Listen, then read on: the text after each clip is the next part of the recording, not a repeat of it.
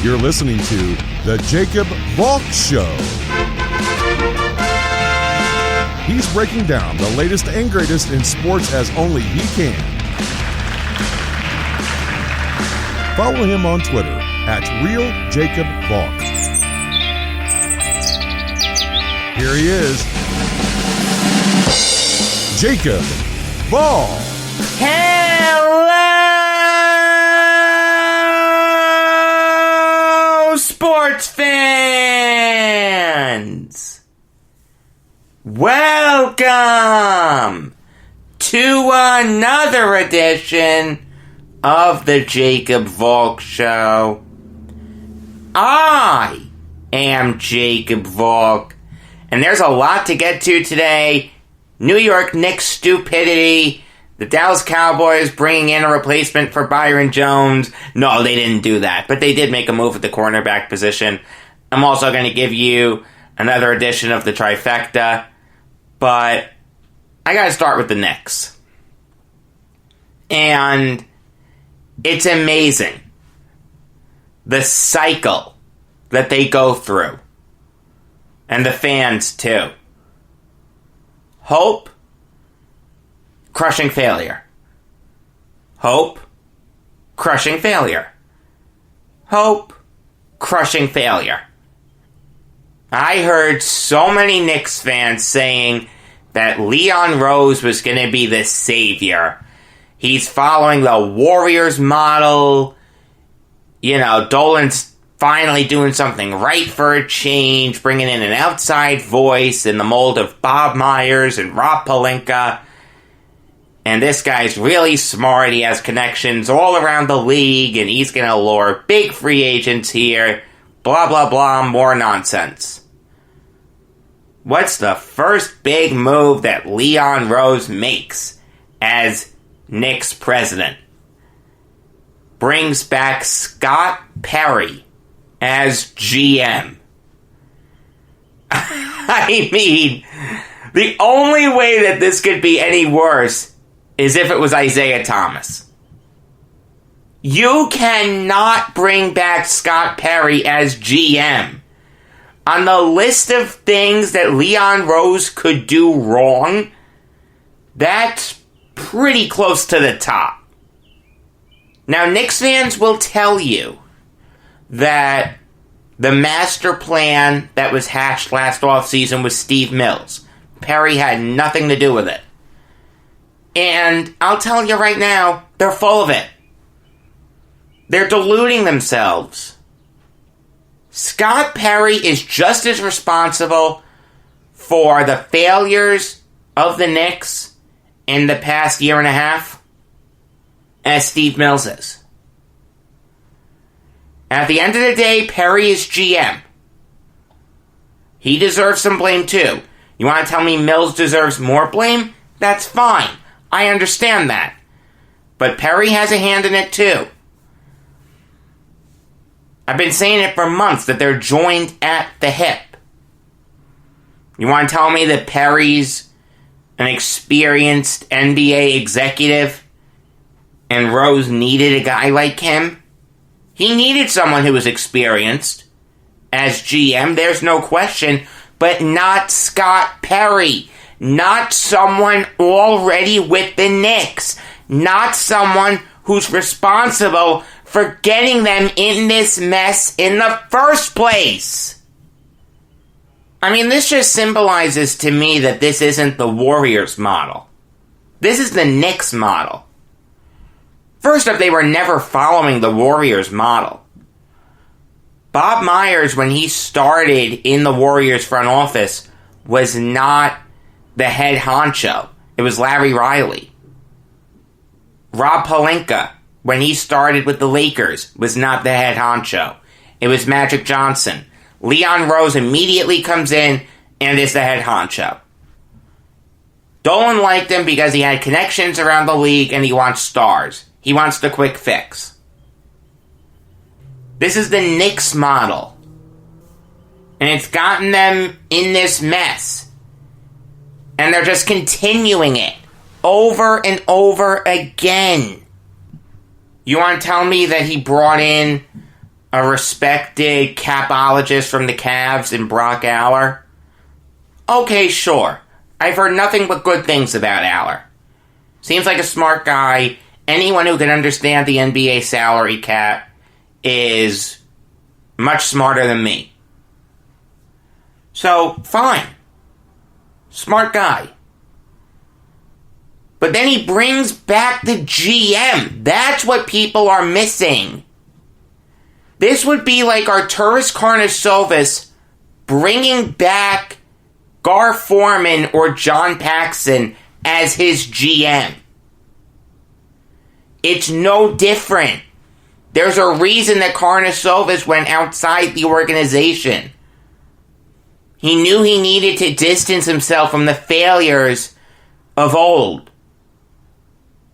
Rose doesn't do that. Rose just keeps the status quo here. And now there's an easy fall guy if things go south. Rose can get a reprieve, and Perry's going to be the one to go. Warriors model, my aching ass. This is the Knicks model. Through and through. This is a model that has only landed them one playoff victory in the past over 15 years. And if you want to tell me it doesn't matter who the GM is because Rose is making all the decisions, alright, fine. Let's bring back Isaiah as GM. Let's bring back Scott Layden as GM. Or Dave Checketts. Or Ernie Grunfeld. I mean, come on! You Knicks fans are delusional! Saying this guy's gonna be different. The Warriors model. I mean, I said it the second he was hired that this wasn't the Warriors model. I'm looking pretty smart right about now. I could have even accepted Worldwide West being the GM over Perry. This is about as disastrous as it can get if you're a Knicks fan. Because it's showing the same old, same old. You're not changing anything. All you're doing is rearranging the deck chairs on the Titanic. And you want to tell me that nothing's going to change until Dolan sells the team? It doesn't matter who they bring in? You can certainly make that argument. That's a fair argument. But at the end of the day, if you're in charge of the Knicks at an executive level, not an ownership level, an executive level, you've got to do the best you can to surround yourself with people who can make you successful. Scott Perry is not that. Scott Perry has failed with the Knicks. Maybe if he had gone somewhere else, he'd have succeeded. I don't know. He came to the Knicks with a good reputation. And maybe Steve Mills did bring Perry down with him. That's very possible. But at the end of the day, they're joined at the hip. That's the thing. If Scott Perry really wanted to distance himself from what Mills did last year and this year, he wouldn't have sat next to Mills during that stupid press conference at the start of the season. He'd have leaked something to the press about this wasn't my idea. Or better yet, he'd have resigned. Get out while you still can. Disavow what's happening. I'm sure that's what Perry tried to do. Hey, this wasn't my idea. I had no control over it. I know the team. I know the coaches. I'm the right guy for you. Ha! I can think of 1 million people more qualified to be Knicks GM than Scott Perry. It's amazing how the Knicks can repeat the same mistakes over and over again. What's the definition of insanity? doing the same thing over and over again and expecting different results. That's what the Knicks are. They're insane. And you know what? I don't even mind them keeping Mike Miller as coach. You want to tell me stability is important? I'm with you there. The Knicks haven't had that. And Miller's done a really good job with the team. But no one can look at the Knicks and say that's a failure of coaching. It's a failure of management. It's a failure of ownership. You can hate David Fizdale all you want, but at the end of the day, when he was fired, 3 NBA championship winning coaches, Greg Popovich, Steve Kerr, and Eric Spoelstra, came to his defense. That's pretty darn good. Miller's system is a better fit than Fizdale's system. There is no question. So if they want to keep Miller around, I don't mind that. If they want to go in a different direction, it depends on what direction they go, but I'll be open to it. But the bottom line is that you have to clean the house at an executive level. That's where the root of the problem is. Ownership isn't going to happen anytime soon. Leon Rose had to remove any trace of past failures from the Knicks front office. And he didn't do that.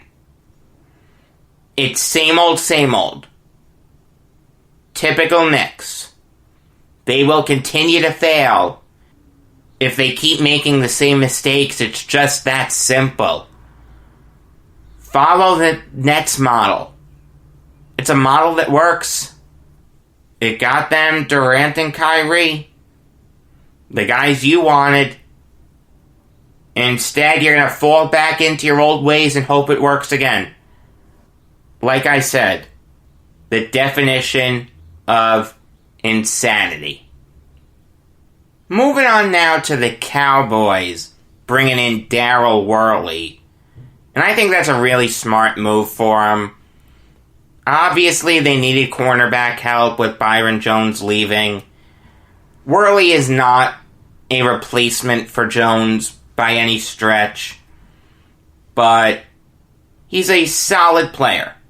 Last year, according to Pro Football Focus, he had a 64 overall grade.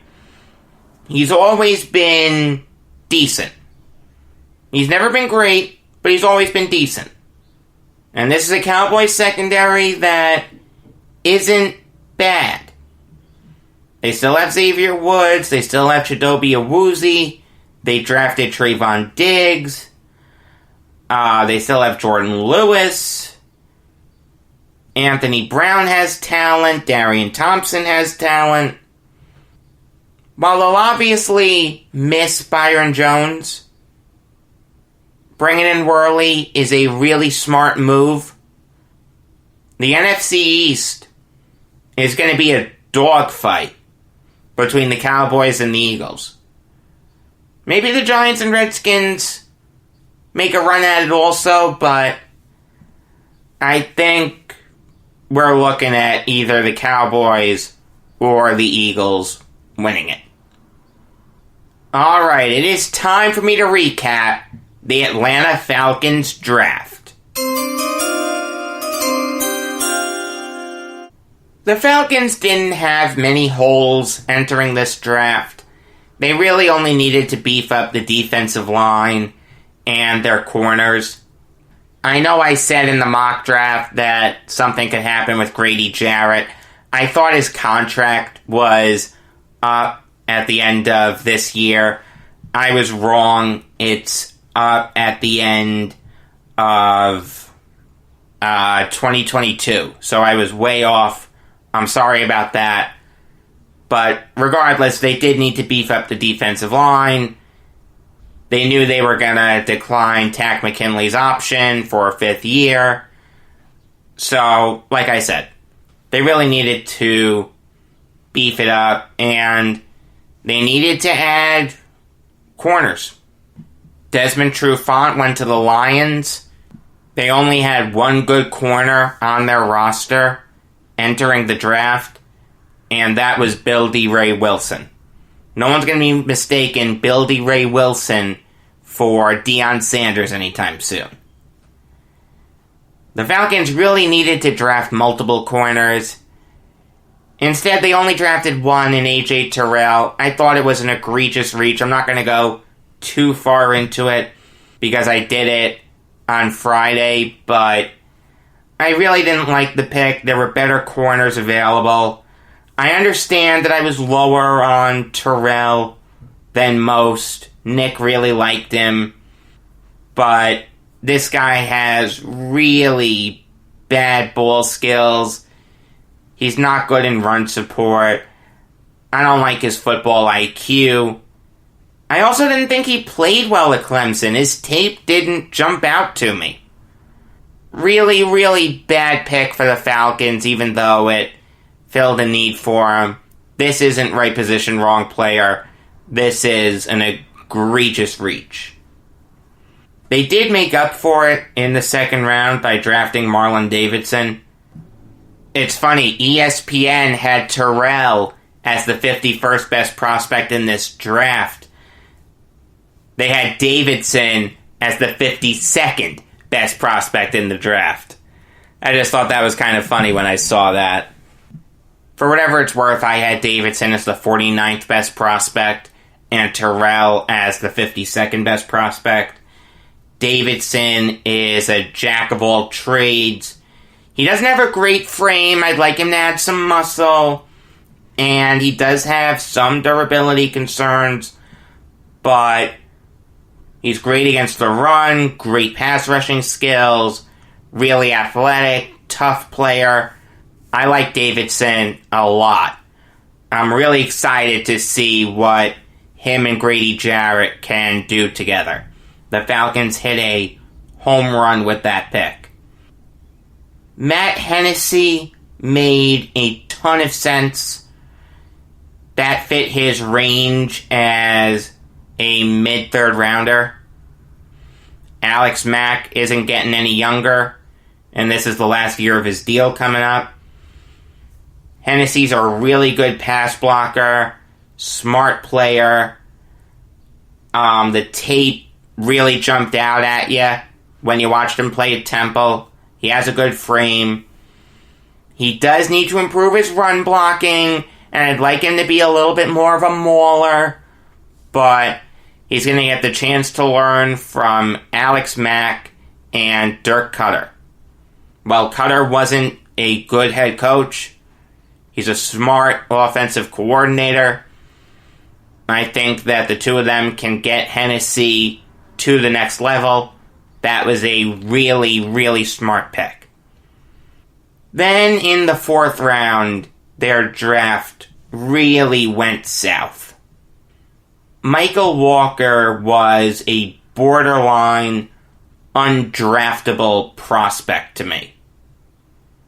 In fact, ESPN had him as the 230th best player in this draft, and they didn't even give him a scouting report.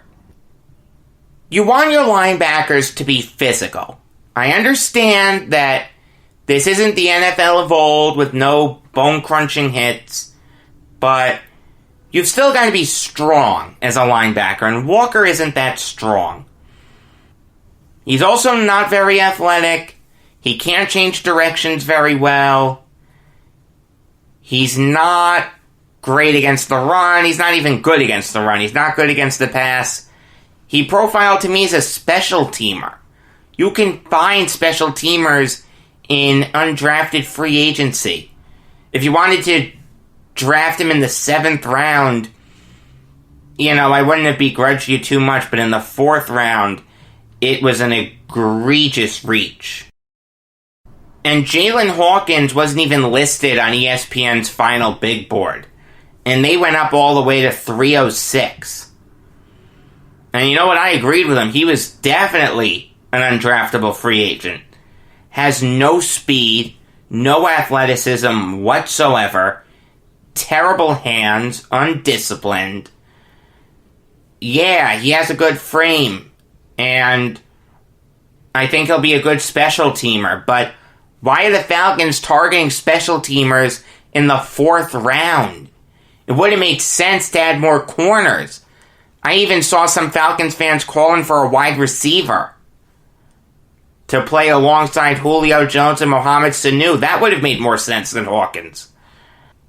2 egregious picks in the 4th round. Then in the 7th round, the Falcons took a punter out of Syracuse, Sterling Hoffrichter. Whatever. That's fine. I don't mind that. I can't praise it, but I also can't criticize it. It's a fine pick. Overall, while I like what they did in the 2nd and 3rd rounds, their 1st round pick was terrible. Their 4th round picks were terrible. I've got to give them a C here. I thought they had a really, really bad draft. They got a couple contributors in Davidson and Hennessy, and Terrell will be fine, but there were better corners available, and in the 4th round they could have done a lot better than 2 special teamers. Alright, it's time for this day in sports history.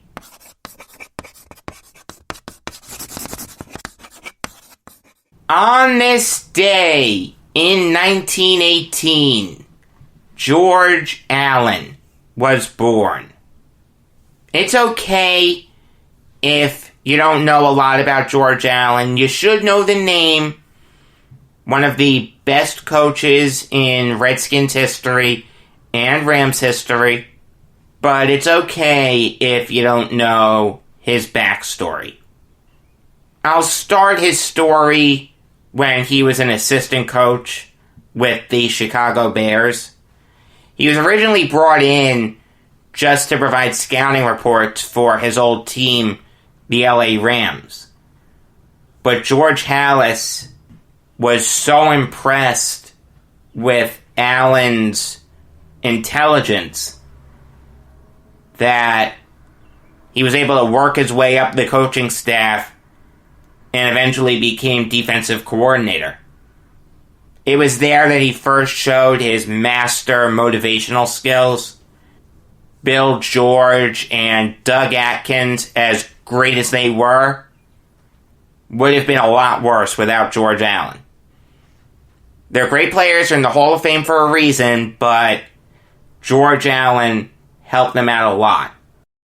In 1963, Allen's first full year as Bears defensive coordinator, the Bears only allowed 144 total points, 62 fewer than any other team in the league.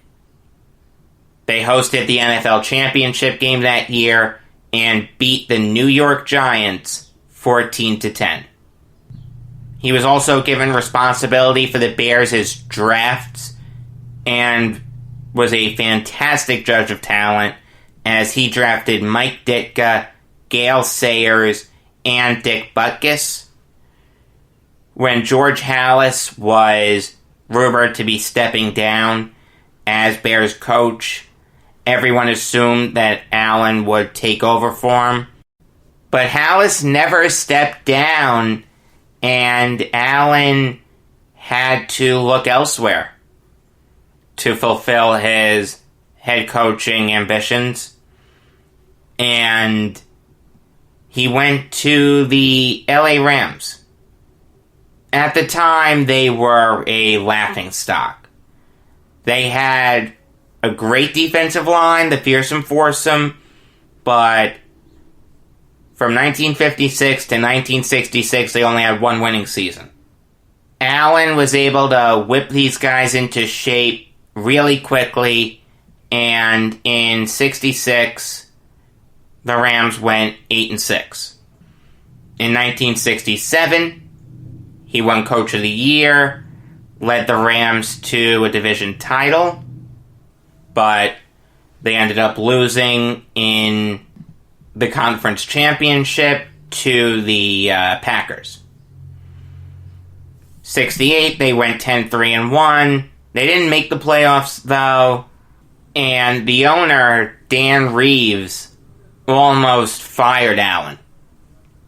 If he had fired George Allen, there would have been a revolt, the likes of which we've never seen in sports history.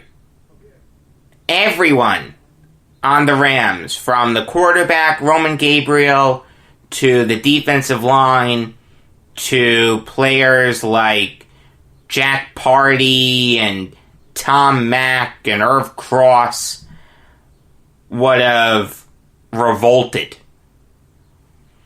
They would have either retired or demanded a trade or demanded to have been cut if Allen was canned. Look, it's okay if you don't like the coach, if you're the owner, but at the end of the day, if he's getting you wins, that's all that should matter. You can't let your pride come in the way of victories. I understand that a lot of owners do that, but it's wrong. Allen did come back in 1969. The Rams did make the playoffs, but they lost to the Vikings in the conference championship game. And 1970 was Allen's last year with the Rams. They went 9-4-1, missed the playoffs. And Allen was let go. No big objection from the players. But Allen didn't fade into obscurity. He went to the Washington Redskins. He brought in a bunch of his former players, guys like Jack Party, Maxie Baughan, and Myron Padios. And he brought in a journeyman quarterback by the name of Billy Kilmer. A guy who no one expected anything big from, but Kilmer became the Redskins starting quarterback, replacing Sonny Jurgensen, and Kilmer led the Redskins to multiple playoff appearances. In George Allen's 7 years as Redskins head coach, they missed the playoffs only twice. Unfortunately for him, they only won playoff games in one of those years, 1972, when they lost to the Dolphins in Super Bowl VII en route to the Dolphins' perfect season. Allen made the playoffs 7 times in his NFL career. He only won a playoff game in one of those years. And in that 1 year, he didn't win the last game of the season. That's really all that matters. If I had to compare George Allen to a modern name, it would be Dusty Baker. Great regular season head coach, but a terrible playoff coach. Another reason that he was like Baker was his preference for older players.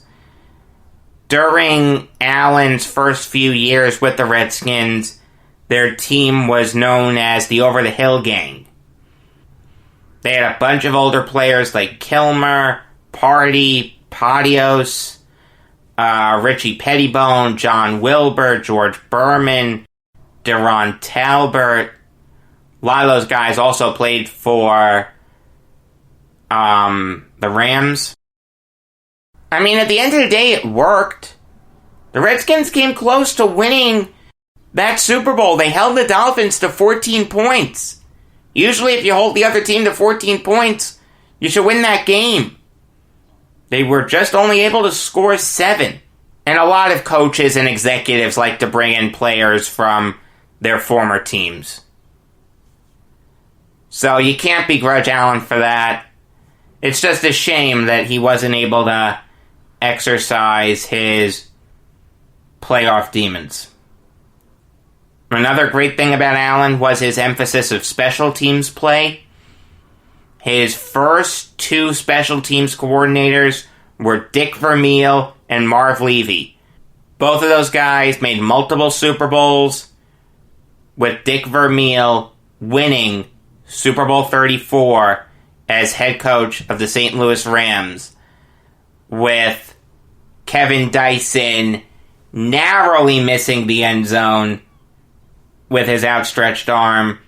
Thank you, Mike Jones. Some people say that he died because of a Gatorade shower that he got in freezing weather. It was actually ice water. But his son, George Allen, former governor of Virginia, said that isn't what caused it. He had a heart arrhythmia. That's what ultimately did him in. But just let that be a lesson to you. If you're showering your coach with a drink, make sure that it's not freezing. By this time, George Allen was at Long Beach State in California. California can get cold, especially if you're by the beach. So, just be more careful. Regardless, George Allen is a very important piece of football history. May he rest in peace. Alright, it's time for another Mount Rushmore. This one is painful, as I have to do the New York Mets Mount Rushmore. Man alive, do I hate the Mets. I know there are some Yankees fans that don't hate the Mets. I hate the Mets. They're my neighborhood rivals. I hate the Rangers, I hate the Giants, I hate the Knicks, and I hate the Mets. But I was fair in evaluating this list. The correct Mount Rushmore is Tom Seaver, David Wright, Doc Gooden, and Jacob deGrom. Seaver is pretty self-explanatory. Loved being a Met. It's a shame that his mind has started to go, but he does make good wine. GTS wine, George Thomas Seaver wine. Actually really good. David Wright, the best player in Mets history to spend his whole career with the team. No Don LaGreca, it is not Ed Kranepool. If you've never seen LaGreca's Kranepool rant, it's really, really funny. Doc Gooden, really nice guy. Should have been a lot better, but obviously he had his demons, him and Darryl Strawberry, but he leads the Mets all time in wins and strikeouts. Made 4 All-Star teams, won a Cy Young, won Rookie of the Year. Was a fantastic pitcher in his prime. Should have been a lot better. Him and Strawberry. Oh, what could have been. I mean, even though I hate the Mets, it's kind of interesting to think about how great the Mets could have been if Gooden and Strawberry didn't touch drugs. Just say no, kids. Just say no. And Jacob deGrom, even though I think he shouldn't have won his 2 Cy Youngs, I understand the 2018 argument. I've had it a million times. I just don't like my Cy Young winners to have only 10 wins. And last year his only bold type was strikeouts. In a year where there were more strikeouts than ever before. I don't think he should have won last year. 2018, I understand the argument. I respect it. I know I'm in the minority there. And even last year, evidently I was in the minority. But I stand by that. He should not have won last year. But deGrom is an incredibly dominant pitcher. It's a shame that the Mets don't hit for him. If he actually got some run support, he'd probably be a back-to-back 20-game winner. Instead, he only has 21 wins his last 2 seasons combined. 21-17. That's insane. Tomorrow, you're probably going to get the trifecta again. along with any other sports news that breaks. You know the drill. You're a good listener. Until then, I am Jacob Valk saying that I flush the toilets between innings to keep my wrists strong.